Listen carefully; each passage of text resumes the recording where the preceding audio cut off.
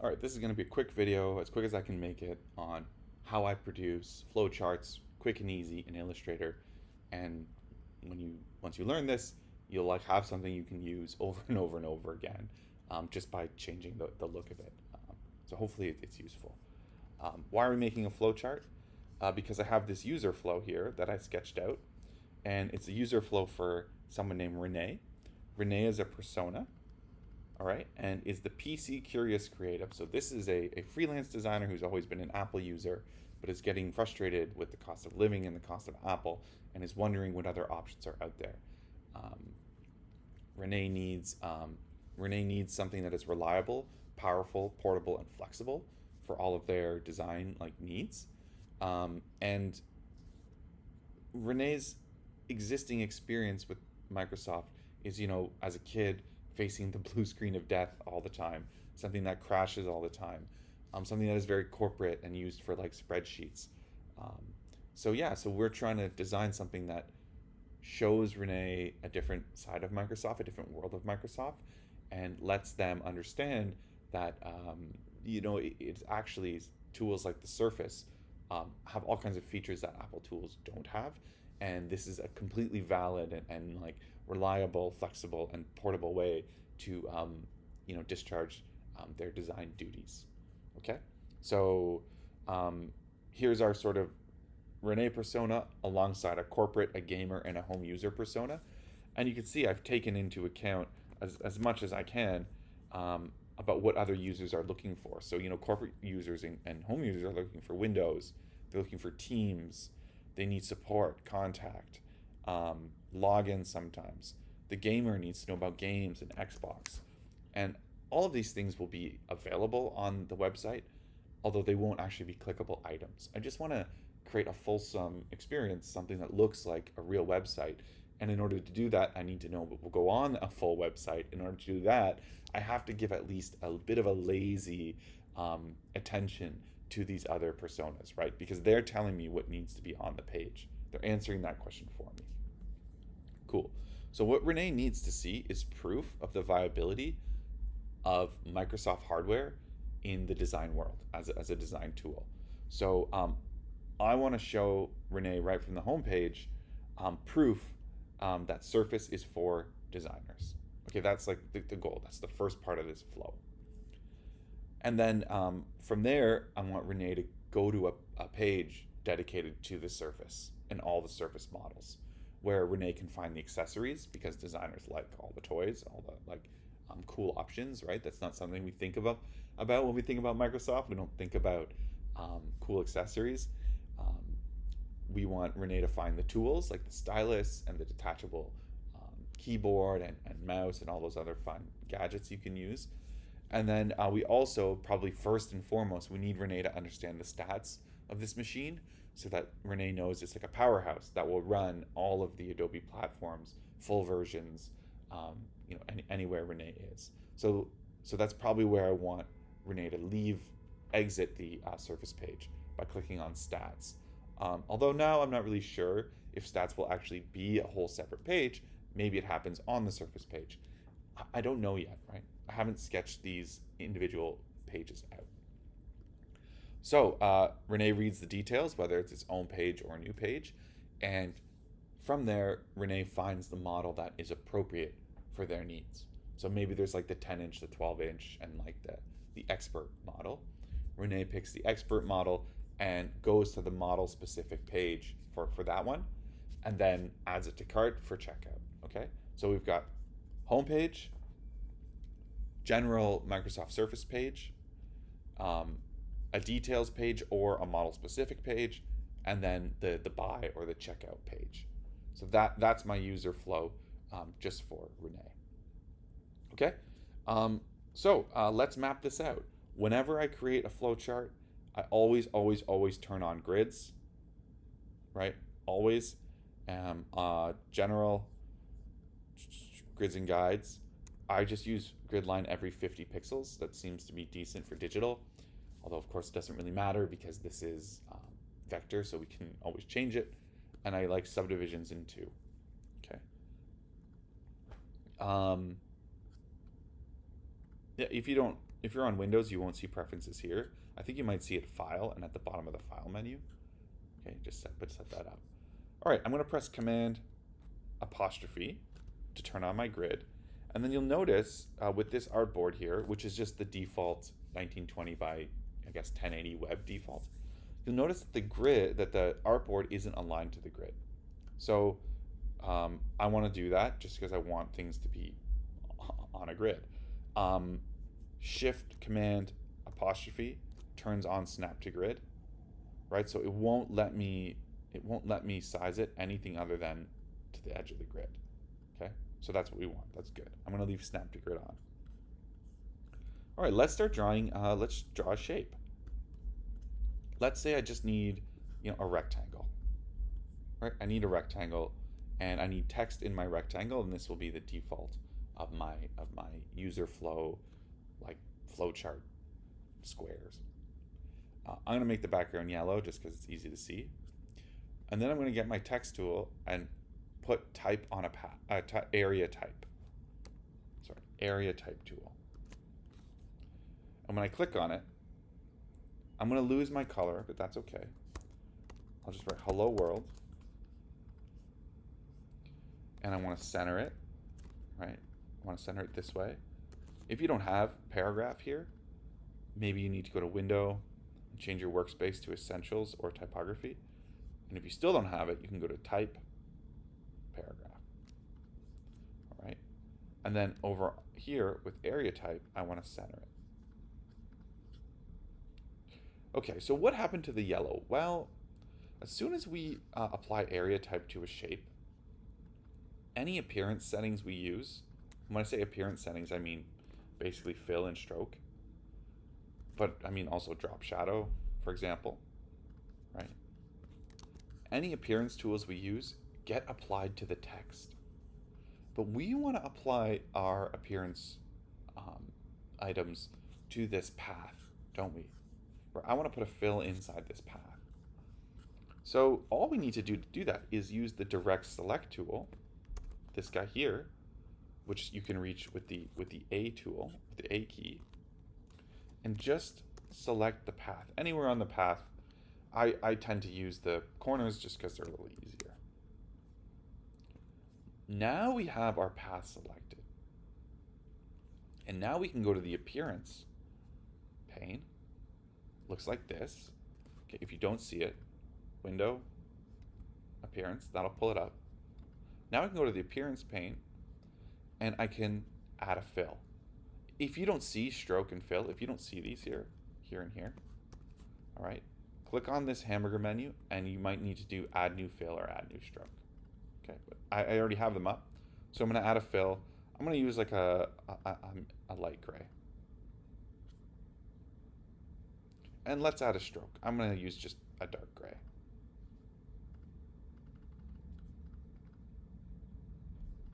Right? And I can resize this, right? I can copy it, I can make it bigger, smaller. I can turn it into a square, and I can rotate it. Right? I can using the plus key, press plus. I'm going to add some anchor points. And then I'm going to use the A key to select those two new anchor points. A key and shift. And I could turn this into like kind of like arrow thingies, right? This is super handy for a flowchart. I'm holding down shift, and then I'm holding down shift option to drag out a copy. Right?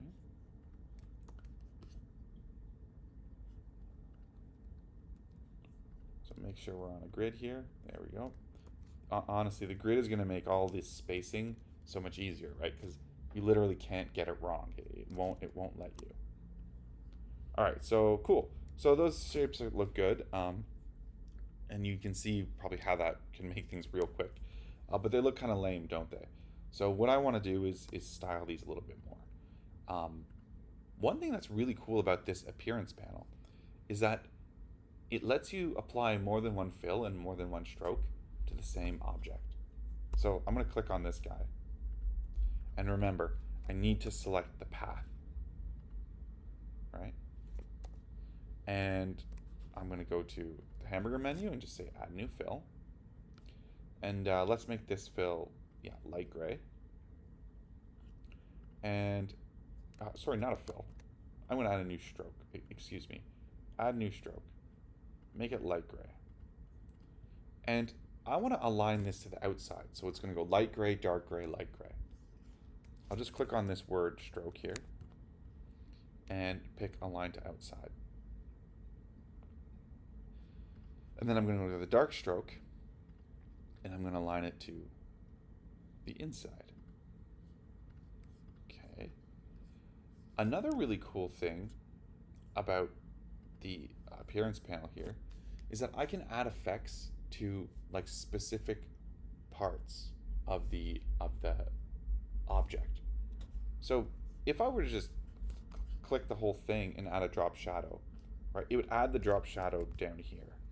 Okay, but what if I want to add a drop shadow like inside here, so it kind of gives it depth, almost like a picture frame, right? Normally I would have to get a whole other item and place it on top and then group them, and then I've got this thing over my text.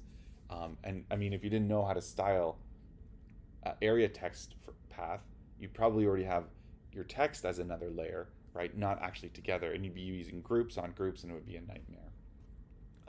But here, I can direct select my item. I'm going to click on stroke, and I'm going to say effect, stylize, drop shadow. And I can just kind of limit my drop shadow now.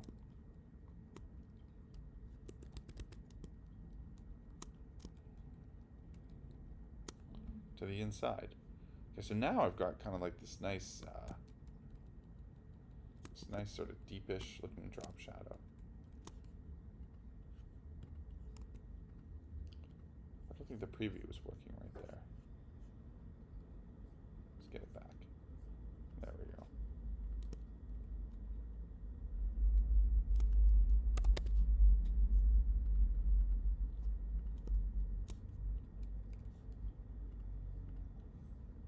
All right. Nice sort of 3D effect. And you'll notice that the drop shadow, we also can just duplicate this. Okay, and again, I want to select the path. We can, we can make this different colors, right? I can make this, change the outer stroke, and now maybe I'll make the inner stroke on this guy white. Okay, so now I have these. I'm going to duplicate this one, and I'm going to make this my red. I'm just changing the fill and stroke on these.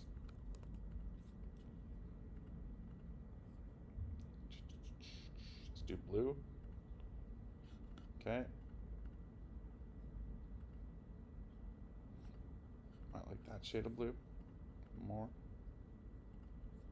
Ooh. Okay. And I'm going to change all of these, the text to white. So just with the text, that's what will get selected by default. So I can just press I. Now suppose you have another shape. Like suppose you're like, I want an ellipse, right? And I need text in the ellipse. So I'm just going to add text to this. Right. Hello. Do the exact same thing. Center the type. Now in this case, you might want to just sample one of these shapes, right? But you can see what's happening. It's not doing what I want, right? It's sampling it to the text. So again, you just have to remember, we want to apply that to the path. We want to apply the appearance, the colored appearance with the double stroke. We want to apply that to this, right? This hello. So I need, this path around the hello. So I need to use the direct select tool. Okay, now I can do that. Make sense? And then now I can apply the white to this. Okay. If when you attempt to sample the style, and if it doesn't work, a couple things might be going on. One, you might be sampling actually the text. So right now, I don't know if you can see, there's a little T beside my eyedropper tool, right? It's going to sample the black from the text or the white from the text, and that's what's going to apply. You need to move your sample tool, eyedropper tool, over until you touch the path and you see the little T goes away. Now you're getting what you want. If it still doesn't work, go over to your eyedropper tool and double click it. You may not have pick up and apply appearance selected, right? Or you may have like something here turned off. So I'm going to turn them off and we'll see what happens. Select I, and I'm going to click this. It still works, which is good, but it could be that you've turned off something here. Okay, just make sure all of them are checked. Okay. All right. Next, you know, so let's say here we have Renee. Right. Now let's just scale this down a little bit. Renee is our persona, and let's say I'm using green for like stuff that you can do. Okay. So Renee can. What do I have, Renee? Renee is looking for proof. Proof of viability, right? But then we have other things, like we have like support, games, let's say. These are kind of like the main things that a user can do, but Renee wants proof of viability. I'll just put these over here because those are other user flows, which may or may not overlap with Renee. Now we need an arrow. I need an arrow that joins Renee to proof of viability. So let's pull my grid back up. Make sure I've got a center, which I do. Good. I'm going to hit P, and I'm just going to draw a line. And I don't even need to use Shift because it's always going to want to snap to grid. All right. And now I need to get that shade of green. When you sample colors, there's so many different ways to do it. So if I press the I key right now and I sample this, you know, I'm gonna take this text style, or if I sample the path, I'm gonna take the fill and the stroke from this shape, which kind of works, but actually, if we check out the appearance of my path, I've applied a fill to it, and I didn't really want that, right? So I can just trash it. Boom, it's gone. But another thing I can do is choose to sample only the stroke. So I'm going to clear all appearance from this path. I'll show you what I mean. So I've cleared all appearance from this path. I've just drawn a path.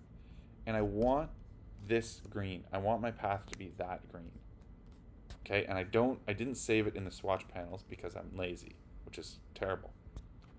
First thing I want to do is make sure that I have the stroke active, because this is fill, right? And this is stroke. I want the stroke active. I'm going to press the I key, and I'm going to hold down Shift and click only on this color. Right? I don't want to click on the path. I don't want to click on the text. I just want to click on the color while holding Shift, and it will sample that color and apply it to the stroke, because the stroke is what's active. Okay, cool. So let's give this a little thickness. Done. And now we need an arrowhead. So I'm going to click on arrowheads. I want to pick one that I like. And there we go. Now, this arrowhead, you know, sometimes they're like, depending on which one you pick. Let's just see if we can find one.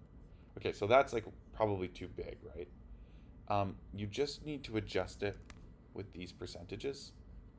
So I'm going to lock them because I want, you know, if it was a two-way arrow, you would want to scale them both the same usually, right? And now I can just scale it, and it's a percentage of the stroke weight. So if you change your stroke weight, they're gonna grow with it. Let's get that back. There we go. They're gonna grow or shrink with the stroke weight. Okay. Turn that off. All right. Now, sometimes you want like a curved, right? Or like you need like a turn. And this is another reason that the it's another reason that the grid is amazing. So if I want to make a perfect, like elegant, like turn that makes this curve almost like a quarter circle, because I have a grid, I can come over 1, 2 on the diagonal. I'm going to click and hold, and I'm going to pull out my anchors, and you can see it's making a perfect turn. And now I can keep going. Right? It would draw a perfect circle if I asked it to. Right?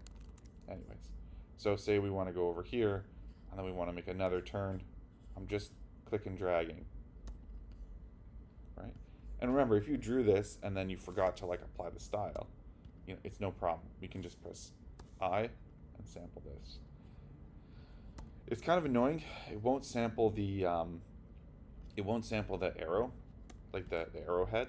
So actually what I usually do is I'll drag it down and I'll get my pen tool and I'll just pick up on it, right? And I'll just extend it this way. Right? So what you'll want to do is, as you make these shapes, just start saving them. Save them over here, and every time you need something, just hold down Option or Shift and pull it in. And actually, there's even a tool here called these libraries, where you can save all of these commonly used things. So you can create a library and call it flowcharts, right? So I can create new library. I'll call it flowcharts, and I can just drag these bad boys in there, and they're here for me like anytime I need them. Right? You can, if you do one at a time,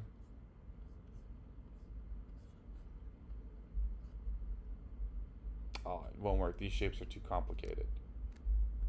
So I guess we can't use that.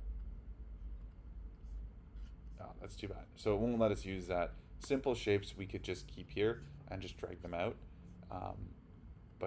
Yeah, so this is just one way to do it. And there's so many different ways to expand on these to make them your own. I added multiple strokes, but we can add multiple fills. So what if I add a fill here? Add new fill. All right, and this one is going to be a gradient. So I'll just click. Got the fill here. I'm just going to select gradient. It looks like I need to select gradient over here. So we'll select gradient, and then the gradient tool is open, but we haven't like applied a gradient. So we'll just click here. All right, and let's just go back to our appearance for a minute to see what happened. I click appearance, and then look, remember that red fill we added? So it's now just that gradient. Okay, so we got to edit. I'm going to edit that gradient, and I'm just going to add like a, I don't know, some kind of white to nothing fade. So I've got solid white to solid white. I'm going to change it to something like that.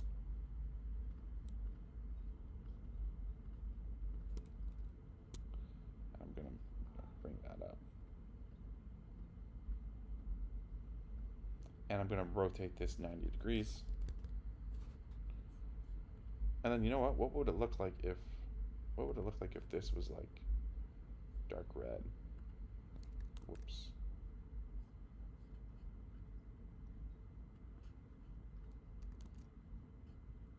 How would I do that? So I would need that there. Okay, and then in the middle I would need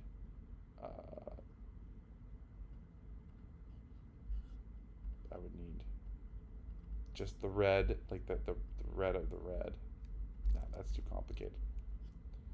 I'm gonna stick with that, something like that. Whoop. And then up here, I'm gonna use actually black.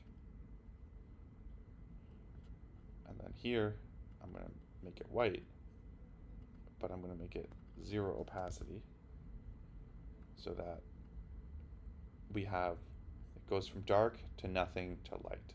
Yeah, that's what I need. And that is gonna add like a really sort of dramatic shadow.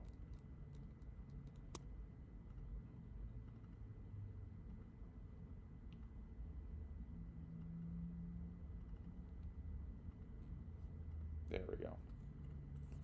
this is very, this is very dated looking. Um, I wouldn't, I've got like 100 black gradients there. This is pretty dated looking. I wouldn't necessarily, recommend this as a show-stopping piece of design. But I just want to sort of demonstrate the way it can be flexible. Okay, so you've made this once, right? You might say to yourself, "Oh well, Eric, I could just have done this with a black to red to white gradient."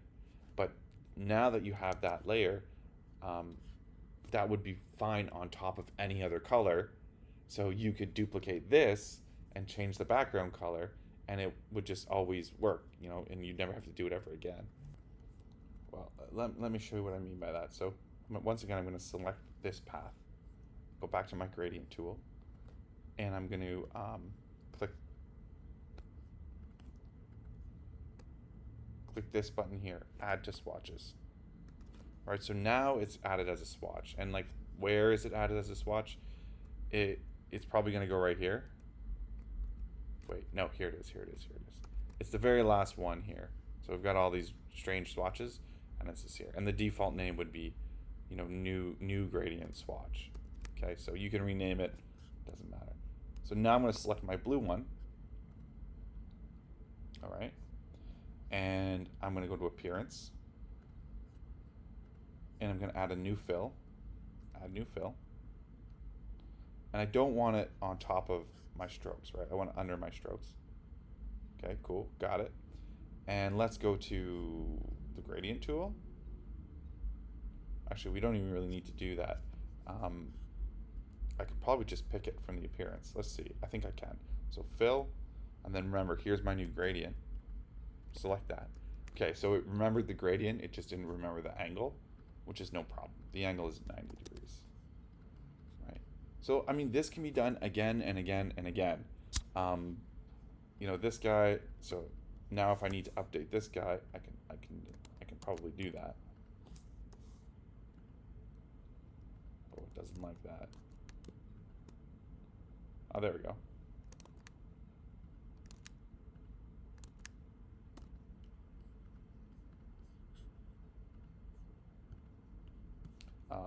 Possible that it doesn't like it because it's already got stuff on it. Doesn't like it.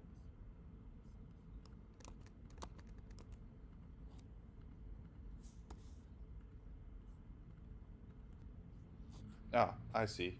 For some reason, it's only copying the one fill. But again, no big deal. I'm going to add another fill. I'm going to put it to the very bottom because this is like our base color, and I'll get that blue. And there you go. We're back in business. We got our shape copied. So yeah, I hope that's handy.